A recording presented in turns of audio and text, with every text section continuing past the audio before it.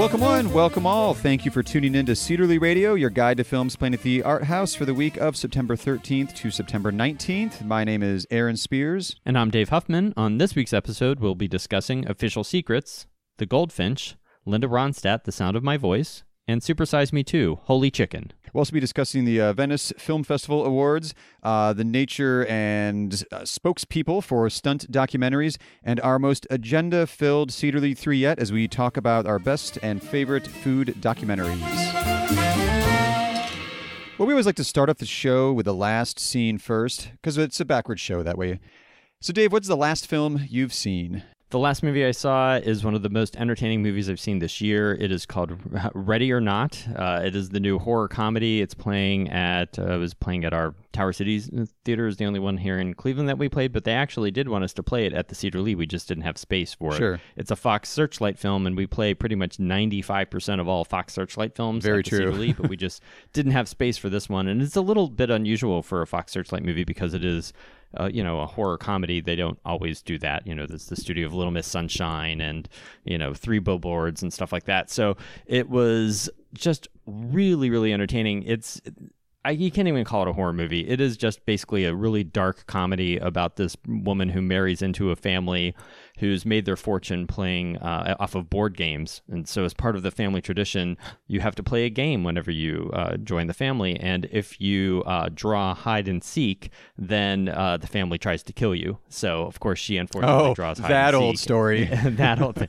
And so the whole family is trying to kill the bride. And it is just really, really funny. And it's got a couple of dark, unexpected twists to it. Sure. I really enjoyed it. And it is just immensely entertaining and really, really fun. It sounded more like that. Was it Blumhouse that did like Happy Death Day and Happy Death Day 2? Yes. Like that. It sounds more like of that genre they've been carving out the last few years.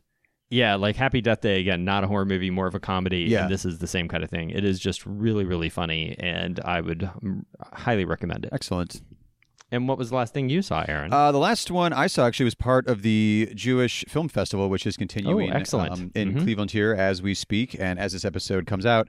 I saw the documentary Carl Laemmle, which is a director I was unfamiliar with, James L. Friedman. He's done one other biographical, I think it was like a sports announcer documentary. And it pushes all the film geek buttons. So I would say, look for this streaming or PBS or somewhere in the near future. It's the founder of Universal Studios. Right. Literally way back in the day. He was a Jewish German immigrant originally and it was one of those interesting ones. I didn't realize he found his calling, we'll say, in founding Universal Studios and motion pictures in general, until I think he was like almost 40 or in his 40s.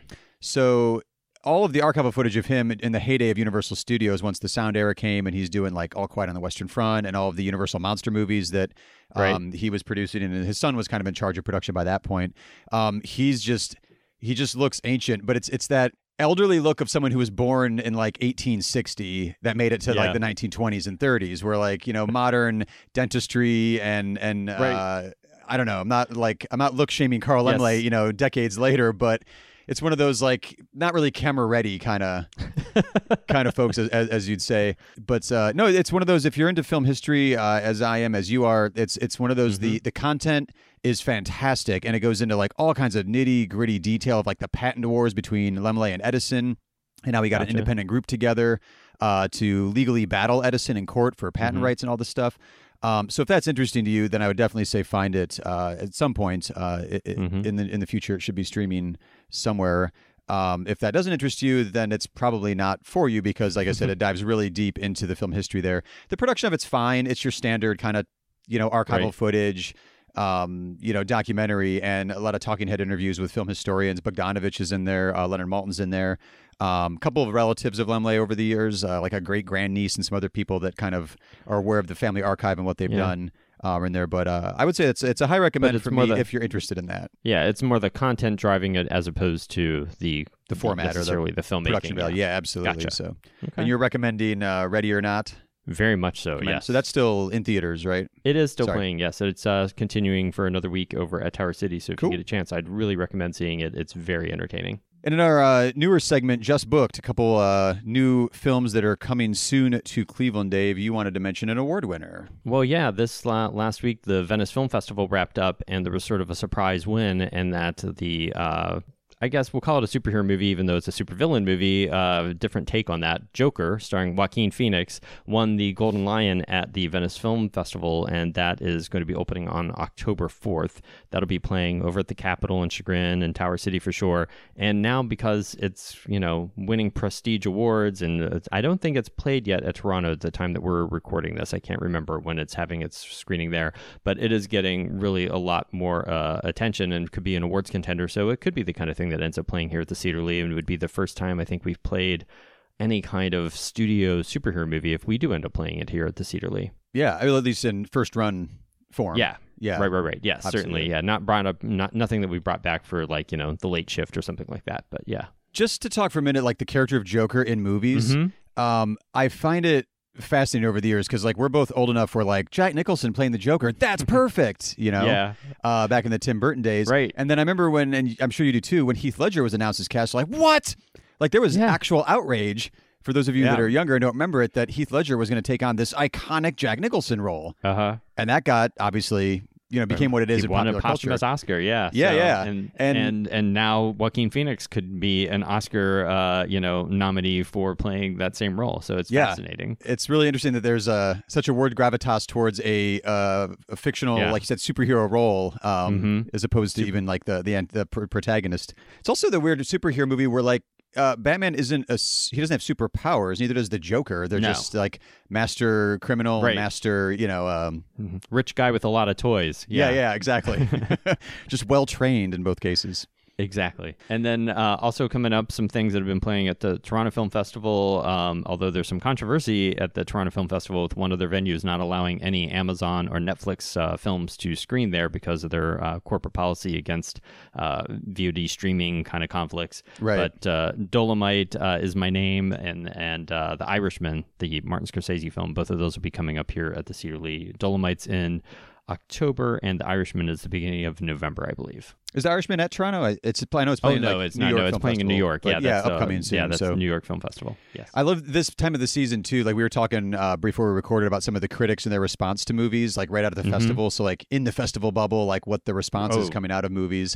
I'm curious, how much, if you really pay attention to films, how much of a spoiler that is for people. If you get one bad review or something from one critic out of a festival for one movie, does that set your tone as you're getting hyped up for these fall kind of awards movies? No. I mean, if I still want to see the movie, I'll still see it, even if it has gotten pretty much predominantly bad reviews. If I still wanted to see the movie, I'm still going to watch that movie and have my own opinion on it, because there might be something about it that I really liked. And there's been lots of movies that have been below 50% on Rotten Tomatoes that I'm sort of why is that getting not very good reviews? Because I don't think it's that bad. So see my comments a couple weeks ago on The Beach Bum, for example. Exactly. So. Yeah. So, I mean, everybody, film is a subjective art form. And while there is, critical consensus on some things, there's many movies that have gotten critical praise and even won Best Picture of the Year that I think are terrible. Yeah, it's true. Let's look at Crash, for example. You right. know, so I mean, there's lots of movies that you can have your own personal opinion on that differs from the the main kind of critical arc that's out there. Right.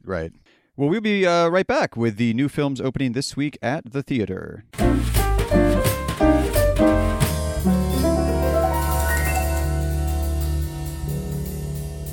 And the first film that we're opening this week at the Cedar Lee is Official Secrets, directed by Gavin Hood, starring Keira Knightley, Matthew Goode, and Ralph Fiennes. This is the true story of a British whistleblower who leaked information to the press about an illegal NSA spy operation designed to push the UN Security Council into sanctioning the 2003 invasion of Iraq. What were you employed to do?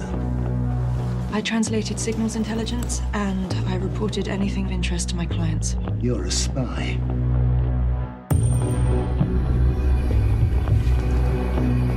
Did you get this email?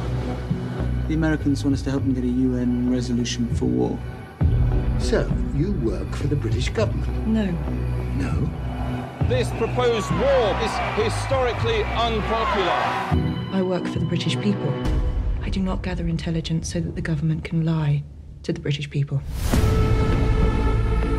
Intelligence intelligence may be being manipulated to take this country to war. I could get you a copy. You're asking me to collude in a breach of the Official Secrets Act. Some call that treason. And this is one of those great kind of political thrillers that, based on actual events with great performances by, real stars with an excellent director. He directed Satsi and some other, great films. So it's a really well-crafted, very good movie. And it is getting really pretty strong reviews, as I recall, too. I don't know that it's going to end up being awards contender kind of level. Right. I don't think it has that kind of buzz, but it's a really solid movie. And it might be one of those movies that we always talk about, a quality, solid film that was playing in September that people just kind of miss. And so right. say, pay attention to Official Secrets. It's a very good movie. And it's opening here at the Cedar Lee as well as over at Chagrin Cinemas. Especially just a couple weeks ago, one of our topics we were talking about was adapting foreign films in America. And I was trying to sell you on doing, like the surveillance state as like that's the new version of The Lives of Others and how this is just the world we live in now. Yeah. And so seeing this one, it seems like good comparison. There's so many not so many, but I was thinking of like Fair Game and a few other ones that tackle the whistleblower era of like the George W. Bush administration. This is obviously from the British perspective, but a lot of the kind of behind the scenes stuff that you don't necessarily know about at the time takes a little bit to come out. And this being based on a true story, obviously couldn't have been made in 2003 because this wasn't a known event back then. Once the whistle was blown, became public. Now there's been time to get a movie made about it. The second film we are opening is an adaptation of the Pulitzer Prize-winning book from 2014, The Goldfinch, directed by John Crowley. Theodore Decker was 13 years old when his mother was killed in a bombing at the Metropolitan Museum of Art. The tragedy changes the course of his life, sending him on a stirring odyssey of grief and guilt, reinvention and redemption, and even love. We're just trying to build little bits of the puzzle. What do you remember about the incident? I like this one. Look at the map. Where were you when it happened? I don't remember. When you came round, did you see people? Yes. What were they doing? They were dead. We are an awful lot alike, Theo. What we both went through. The sooner we get back to a normal routine, the better. Hobart and Blackwell. It's like he sent me exactly where I needed to be and to who I needed to be with. Is your mother dead too? Yes. I know you were there, and I know what else was in that room.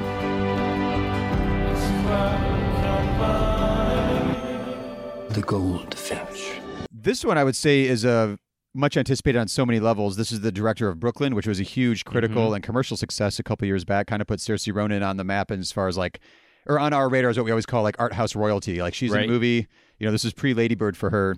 So I think that established her in my mind as like art house royalty. If she's doing, especially an adaptation as well, it's going to be a hit. And it's going to be sought out by people. So he's done that. Now he's done another adaptation, which is The Goldfinch, beloved. I mean, very recent too. Pulitzer Prize winner for 2014.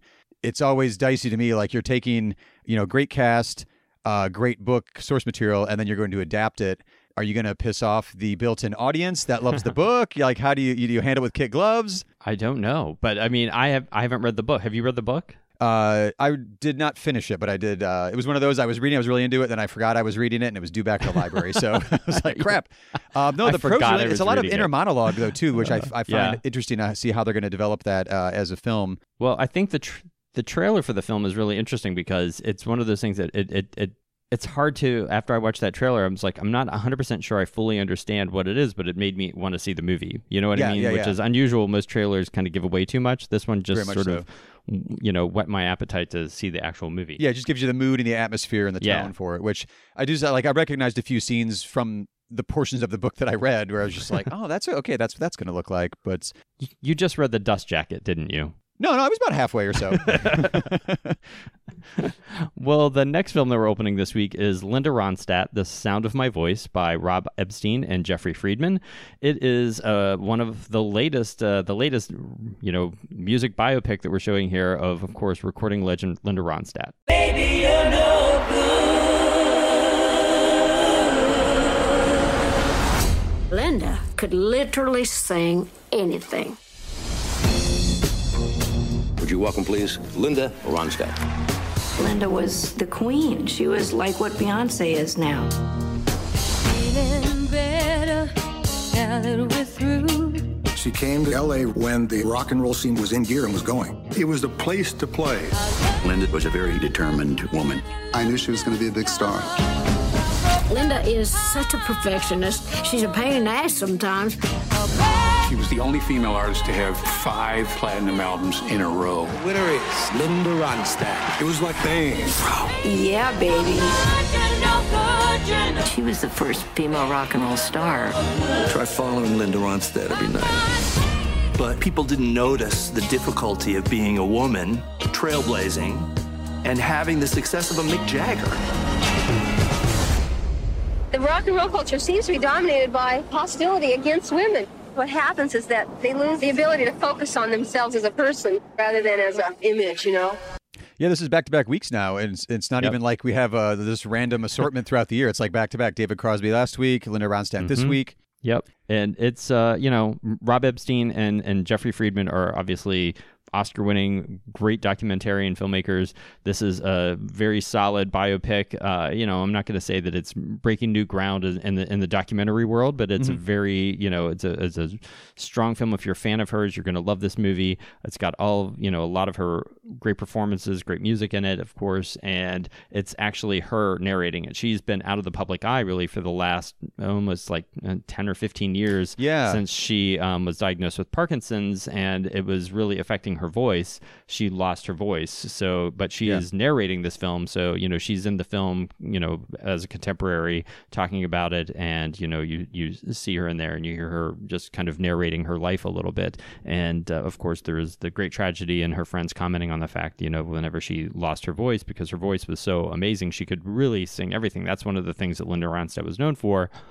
She won Grammys for country music, for folk, for rock. She just did everything. Yeah. And still has, I think, the highest selling Spanish language album of all time here in America, because, she's of Mexican heritage. So she wanted to pay tribute to her culture and her heritage, and recorded several albums in the Spanish language as well. And she's just great. And she really did a lot of things that, she was a trailblazer in many ways. Kind of, we just had the Elton John, musical biopic, and she was very much contemporary of him. And they had kind of similar paths, played a lot of the same venues, kind of coming up around the same time.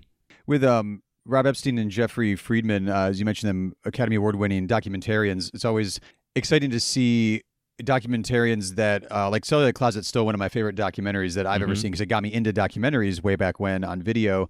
But they've been so active through the years, and the way that their careers developed, I find fascinating. Like, this documentary is coming out now in theaters.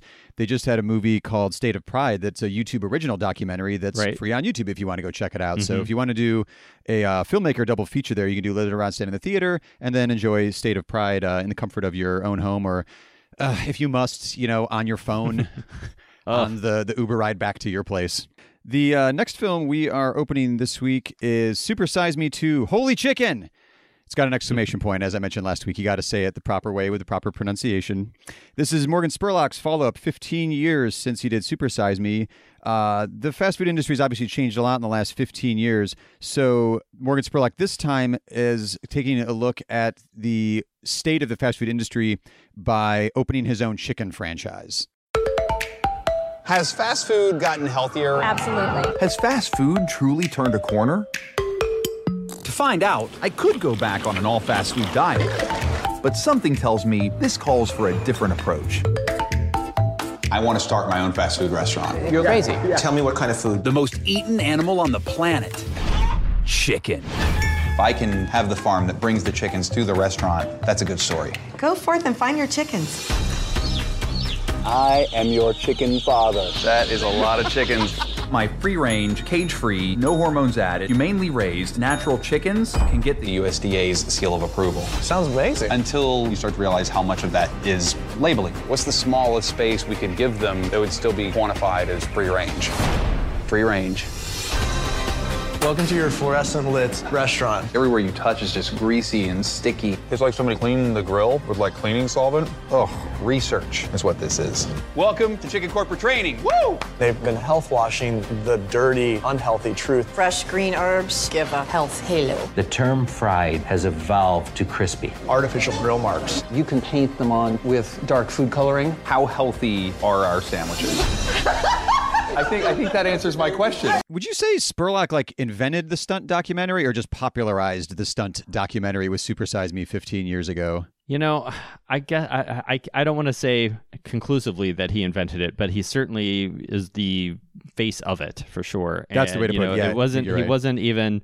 It wasn't even just films. I mean, there's people that write whole books about this. It's like someone says, I'm going to do this, and then I'm going to document my experience of doing this thing. So it's sort of like this false documentary. Like you've created a situation to document, and now you see a lot of people, even on like social media, someone will be like, I've switched to this new, keto diet or vegan diet or whatever, and I'm going to document everything that I've been doing, and then they document that and they post their pictures online. That's true. It's a lot of people that just kind of have transitioned what he started in some ways into many different facets of, documentary. I guess you could even say, documentary, but not really. I don't know. Right, Can you have a social media documentary? Social media documentary, I guess. Yeah. I don't know. But so obviously Morgan Spurlock attacks things with a great sense of humor too. He's kind of like Michael Moore in that respect, that he's out there making social commentary as well, with a great little wink in his eye, I guess, the whole time. And this one, he's got, making fun of the fact that all these places that market that they've got something that's healthy, and then he's talking about, well, is it really? And like, there's nothing even in this that's actually like food that you're saying is in it. Yeah, It's unsettling, whenever you lift up the, or pull back the curtain and you see what's behind it. It's a little gross sometimes. I'm glad you mentioned Michael Moore briefly, because I had that in my notes as a Morgan Spurlock, if you kind of like repopularized, or like you said, is the current face of like stunt filmmaking. But it really, Michael Moore kicked that off with Roger and Me back in the late 80s. That again was just, I think it's an interesting way to make a documentary. It makes it it can make it, if it works out, very engaging to the audience through like learning with humor and not just a lecture, which we'll get into that a little bit more of that, I think, probably with our Cedar 3 this week. But and these are guys who are like kind of, it's like gonzo filmmaking where you put yourself in it, what I mean? Where you've become the face of your own project and your own story, as opposed to like Michael Moore. It was a real situation that he was documenting, but he put a personal take on it because he's like, this is my hometown. Right. And now, that he just kind like you said, he's still part of the narrative there. They're like, exactly. Rob Epstein and Jeffrey Friedman aren't like the center of focus in Linda Ronstadt, Sound of My Voice. They're just documenting her career. They're not a character in that movie, I'm guessing. Definitely not. No, they are not. Yeah. And then we also want to talk a little bit about films that are opening at some of our other locations. And this week I wanted to talk about a movie, Hustlers, that's opening at Chagrin and Tower City. And this is a movie that whenever it was first announced, I was kind of dismissive of. I'm like, oh, like a Jennifer Lopez movie about, strippers during the financial crisis of the, mid 2000s. Didn't really strike me as something that would be something to pay that close attention to. But now it's screened at Toronto to amazingly rave reviews, and there's all kinds of Oscar buzz now for Jennifer Lopez, which I think is amazing. So I can't wait to see this movie now, and I can't believe a month ago if you would have said that Hustlers was the movie I'm excited to see this week, I would have told you you're crazy. So I'm very excited to see that. But it's inspired by a New York Magazine article, and it follows a crew of savvy former strip club employees who band together to turn the tables on their Wall Street clients. No, you couldn't be more accurate in that description, because even we were discussing like trailers, like for the Goldfinch, how like there's mood and atmosphere and it intrigues you. I saw this trailer before Once Upon a Time in Hollywood, I think, when I saw it the second time. And the Hustlers trailer, I was like, what is this? Like it seemed like the perfect August, September kind of movie where it's like a studio product that starring, major actors. And I was just like, okay, whatever. But yeah, like the trailer didn't do much for it, but yeah, it's at 80 on Metacritic right now. So it couldn't be trending better. No, it's like one of those things, don't judge a book by its cover, apparently. Because like on the surface, you look at the movie about, a Jennifer Lopez stripper movie with Cardi B and Lizzo, you wouldn't think would be the critical darling of the fall, but it may just be that. So I can't wait to see it. Yeah, absolutely. We'll be right back with our Cedar 3 picks for this week.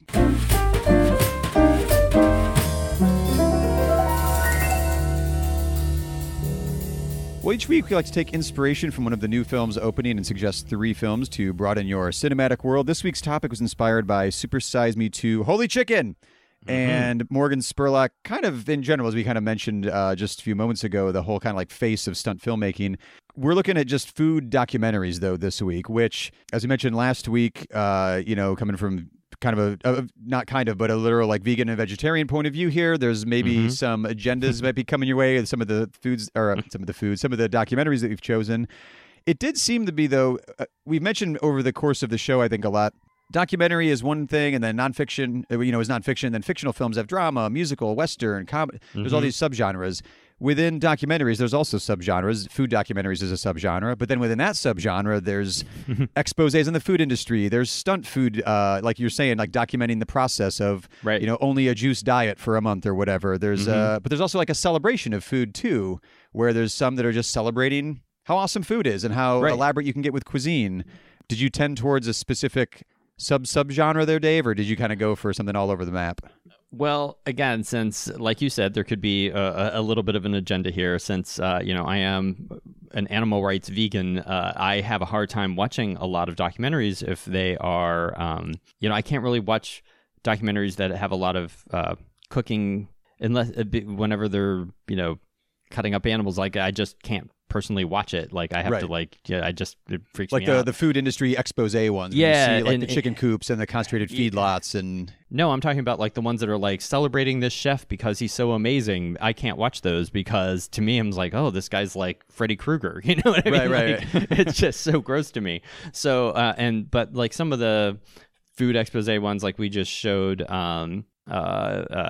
Eating Animals, we showed that last year here at the Cedar, which was a good movie, but had a lot of unsettling footage and stuff in it. So, but I did watch that, but I had to not watch a lot of I had to turn away from it. So the first one I wanted to talk about was a movie that was a massive hit here at the Cedar Lee, which was Forks Over Knives. And whenever that movie came out, or we were about to open it, I remember John Foreman, the owner of the company here, and I were talking about how this is going to be another one of those ones that plays for a week, kind of just preaches to the choir. Only the people that are sort of like of that mindset agree with it. Those are the people that come to see it, and then that's it.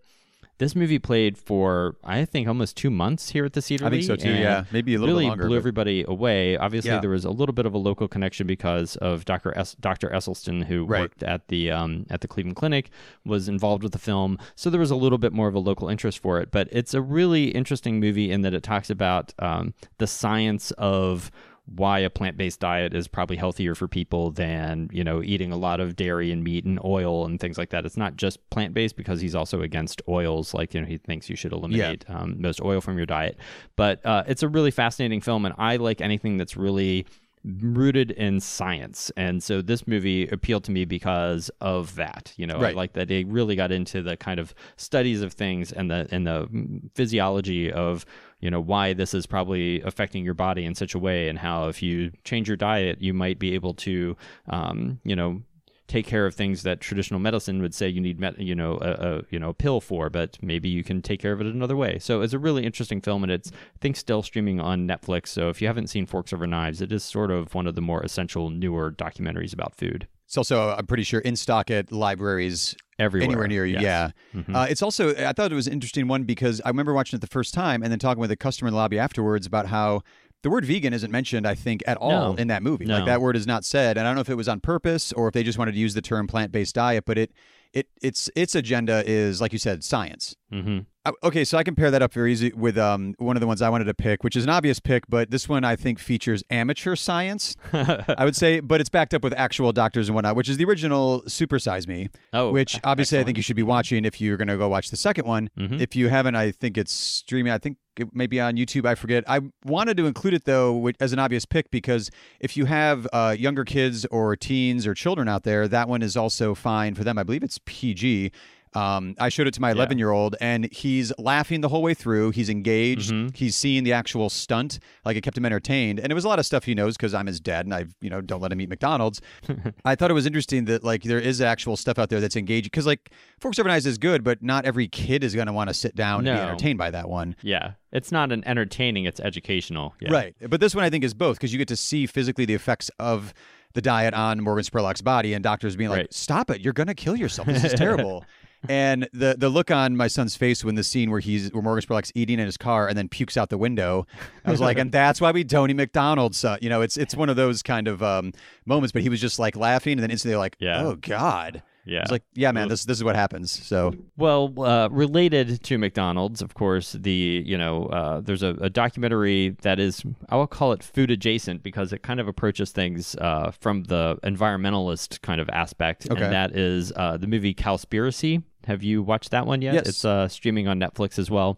And it's fascinating because it's a man who really is, the environment is his main concern, and that's what he's started out focused on, trying to figure out what he can do to best live a life that has the least impact for global warming, and just doing the best things that he can for the planet. And he kind of discovers this.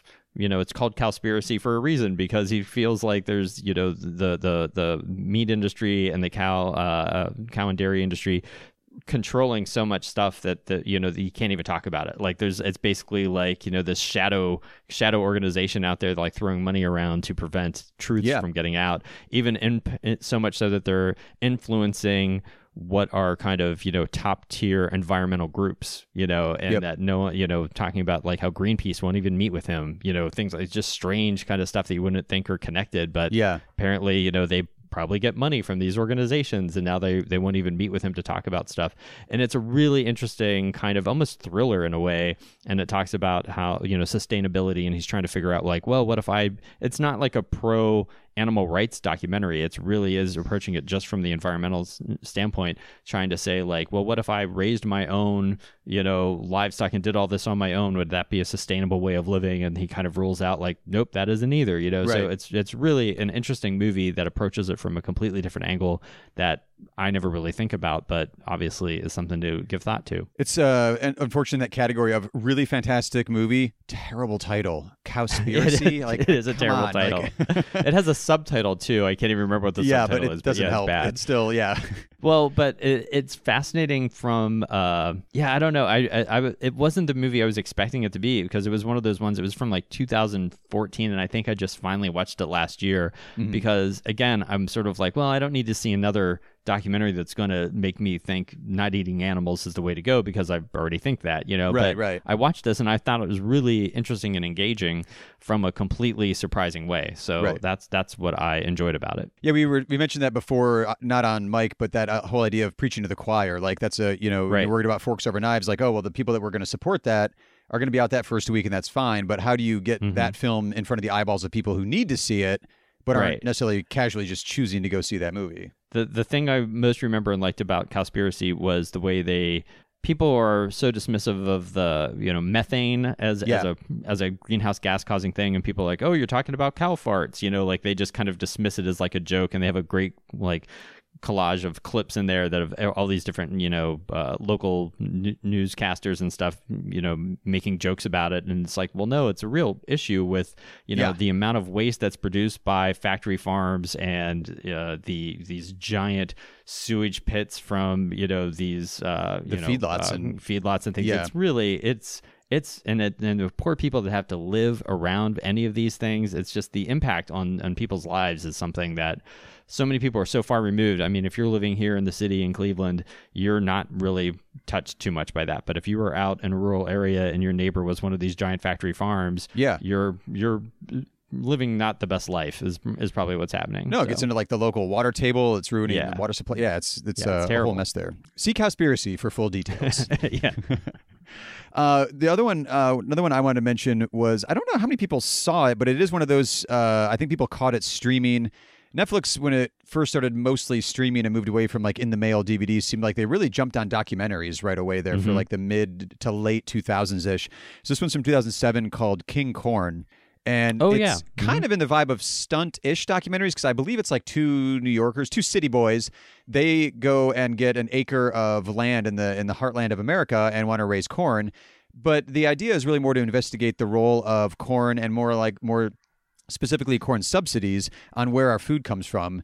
Now, all these documentaries are blurring together in my brain. I'm pretty sure King Corn is the one. It addresses the idea of how like we're teaching farm animals to eat corn that wouldn't naturally eat corn. Right. Because, and farm animals is a very loose term. It's more like concentrated feedlot prisoners that are being taught to eat corn. Like fish, I think there was a scene where they're teaching fish to eat corn because there's just so much corn because it's subsidized that it's sitting in silos going bad or just gets harvested and then just goes to waste because the subsidies are encouraging farmers to keep making corn rather than maybe something more sustainable or do something else. But it's so heavily subsidized and just part of this machinery of the food industry that now we have to figure out ways to use this corn. Oh, high fructose corn syrup. Let's put that in everything to preserve the crap out of everything. So McDonald's French fry can, live to be 40 and still look the exact same as it did when it was first made. I don't know that high fructose corn syrup is in McDonald's fries, but I'm just going to say it might be because why not? You're going to start your own crackpot theory right now? I know, right? Yeah, that's my new conspiracy. Right. But no, there's already so many bad things in their fries that it doesn't need one more thing. Yeah. But either way, king corn is a really interesting look at kind of a specific kind of niche area within like the food production industry. Well, related to that, the last film I wanted to talk about was a movie we played many years ago over at Shaker Square when we ran Shaker Square Cinemas, and it was called The Real Dirt on Farmer John, which is all about kind of a sustainable farm and the CSA movement where, it's the community shared agriculture where you're getting, local produce direct from the farms to you every week. And it's a really charming movie about this farmer who, Farmer John, he takes great pride in his farm and the produce that he raises, and the people in the city that get to consume his delicious produce. And after seeing that, I know there was a big boom, and it still exists. Obviously, there's still CSA programs where every week for $20 or whatever it is that you pay, you go and you pick up your bag of produce, or they drop it off in your front doorstep, and you're getting produce direct from local farms. And it is a great way to get stuff. I was doing that for quite a while, but then the one that I belonged to, it seemed like the day that I had to pick it up was like I was never there. Like we were usually like I missed it like 4 weeks in a row because I couldn't get to the place in time to pick up my produce. I'm like, oh, I got to switch to a different one, and I just haven't done it. But this has made me revisit that idea. I'm like, oh yeah, I got to do that again because I liked the fact that when you go to the grocery store and you're making the decisions like, I'm going to buy this, I'm going to buy that, you never knew what you were going to get every week in the CSA basket. Oh, yeah. So like, you would get things that you wouldn't have normally bought or wouldn't even be in, most grocery stores. I remember like I had never had a patty pan squash until it showed up in my CSA basket. And I'm like, oh, what do I do with a patty pan squash? So I had to look up like, how do you cook them? What do you do with it? So right. It was a fun kind of challenge. Like when you watch those like cooking shows on TV where they have the mystery basket and you're like, you have to make something with this. It was like that every week. It's like, right. Now you got to make something. That's how I learned what bok choy was, because like it came in the box and I was like, is this a giant green onion? What is this? And then the follow-up conversation of like, how do we figure out what this is? Like, how do you Google search what is this vegetable when you don't have like? How do you figure it out? But now there's image recognition software online, so maybe you could take a picture of bok choy and it would tell you. Well, now I could, but like 4 or 5 years ago, like that wasn't a thing. So we just had to call around and send pictures. Like, does anybody know what this is? But that's like you said, it's a great way to discover. Like, I didn't know that was a vegetable. So exactly. The last one I want to mention real quick is Fed Up from 2014. Yes. The anti-sugar documentary. Yeah, so it's like that's a big conversation in our house here, especially raising an 11 and 9-year-old now is like we don't keep pop in the house for a reason. You want to cut down on the sugar. And again, it's one of those like I tried showing. It's not terribly engaging, at least to our kids at the time when I showed it to them like a couple of years ago.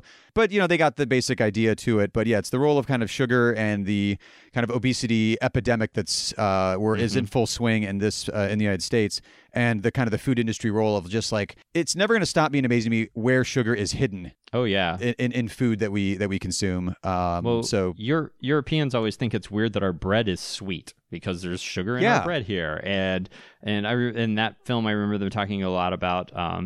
There was I guess it was like late 80s, early 90s where, these no fat diets, everything was no fat this, no fat that. Yeah. And all they did was put sugar in it to still make it taste good. So it's like you're just taking one thing out and putting something else in there so people will still buy it and eat it. And it is fascinating. I remember whenever that trend was going and like our Twizzlers or something like one of our candies at the concession stand suddenly had a little thing like fat free, like on the Twizzlers, like as if that was like trying to trick you into like Twizzlers are now good for you. No, they're still Twizzlers. I mean, it's a treat. You can have them every once in a while. By all means, eat a Twizzler if you want a Twizzler, but don't try to tell me like, oh, it's fat free. Like, right. Yeah, tricks your brain like, oh, it's good for me then, or it's good for me. I remember a few years back when antioxidants were like the big thing. Like, oh, you have to have a lot of antioxidants. That the Raisinets came in, dark chocolate Raisinets. like with a good source of antioxidant. It was like, it's still a sugar-coated raisin. Yeah. Like, what are you talking about? You're right. There is a little bit of nutrition in there, but it's still a candy. But, So, I do like the dietary trends, that go through these cycles. Like right now, keto is a thing that everyone wants to do and all this stuff. And then, it's just going to be these fads that everybody, I feel, I don't know, just eat less of things and you'll be fine. That's pretty much it. You know what I mean? Exercise, eat in moderation, and stick to, like you said, the science of forks over knives sort of thing. Like, stick to the science and get some exercise. Yeah, that's pretty much it. That's all you need. Well, next week's episode, we'll be discussing Downton Abbey finally arriving in the cinemas. We'll also be showing The Other Story and Fiddler, A Miracle of Miracles. Next week's Cedar League 3 is inspired by Downton Abbey. We're going to be discussing films based on television. Submit any picks that you want to send our way at Cedar League Theater using the hashtag Cedar League 3, the number 3. But before we sign off for this week, we do want to let you know about a few special events we have coming up at the theater. First off, we have the 2019 New York Cat Film Festival. That's going to be playing Saturday, September 14th at 11 a.m. and Tuesday, September 17th at 7 p.m. And a portion of each ticket benefits the House of Muse. If you came last year and saw our Cat Video Fest that we showed, or earlier this year, I guess that was, this is a different program. This is not just like internet videos. This is actually a collection of narrative and documentary short films all about cats. Fathom Events presents Star Trek The Motion Picture, the 40th anniversary, Sunday, September 15th at 1 p.m. and Wednesday, September 18th at 7 p.m. Then we also have Fathom Events presenting El Norte for its 35th anniversary. This is Gregory Nava's Oscar-nominated classic about migrants dreaming of coming to the U.S. That's going to be playing Sunday, September 15th at 2 p.m. Fathom Events also presents The Game Changers, which I don't know if we could really call that part of the food documentaries, but I think that fits. Kind of fits in there. So if you're interested in a new contemporary food documentary, this one's kind of more focusing specifically on athleticism and athletes, on the diets that they choose in order to maintain maximum, effectiveness in their field. So Fathom Events presents The Game Changers. That's Monday, September 16th at 7:30 p.m. And then Fathom Events presents Rob Zombie's 3 from Hell. This is Rob Zombie's sequel to The Devil's Reject, so it's a new horror film, and that's going to be playing Tuesday, September 17th at 7 p.m. Rob Zombie has a new horror film, you say? He has a new horror film, yes. What an interesting genre for him to explore. And then the Mandel JCC Cleveland Jewish Film Festival is wrapping up. Its shows finish up on Sunday, September 15th. Visit mandeljcc.org for showtimes and tickets. As always, thank you for tuning in to Cedar Lee Radio and lending us your ears this week. All the music heard on the show is original music written by Grant Heineman and performed by the New Heights Jazz Ensemble, used with their permission, of course. Visit clevelandcinemas.com for correct showtimes and to purchase advance tickets. Also, there are links in the show notes. You can use those if you'd like as well. Follow us on Facebook, Twitter, and Instagram. We are at Cedar Lee Theater, spelled with an R-E at the end because we're fancy like that. Don't forget to subscribe to the show wherever you find your podcast, and while you're subscribing, leave us a rating and review, or better yet, tell a fellow film geek about the show. We'll see you at the movies.